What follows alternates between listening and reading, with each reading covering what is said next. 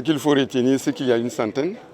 Et c'est des scènes de vie quotidienne que vous allez constater, qui parlent de l'intimité, la fragilité, la maternité et le beau.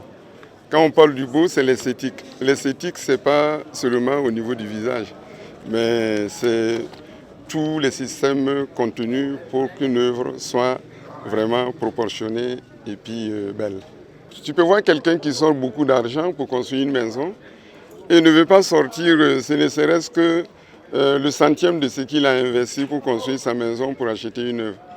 Donc, alors vous savez, la conception d'une œuvre, elle est faite de longue haleine, hein, et il y a la matière première qui de plus en plus devient chère, et sans compter la force de travail mise dedans.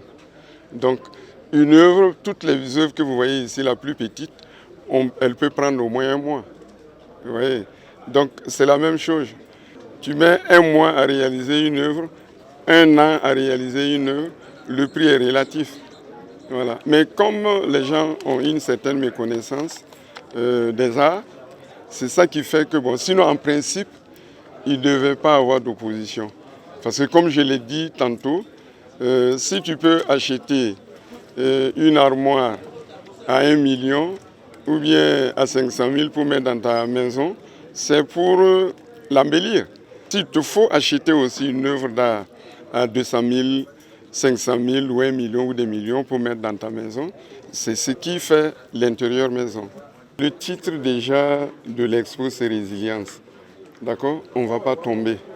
Ce n'est pas parce qu'on est en guerre, ce n'est pas parce qu'on a des difficultés que nous allons cesser de produire. Nous contribuons à notre façon aussi de mettre en évidence la résistance. Voilà. Ça, c'est aussi ce que l'art peut apporter. Nous continuons à égayer les gens, voilà, malgré tout ce qui se passe. Et généralement, même ça nous enlève l'inspiration. Quand tu penses, quand tu entends que c'est nos frères qui ont pu être transformés par je ne sais quoi et qui se mettent à nous tuer, à tuer leurs frères, ça t'enlève même. Et vous saviez que l'inspiration, c'est quand tu as la tête vraiment tranquille, à l'aise.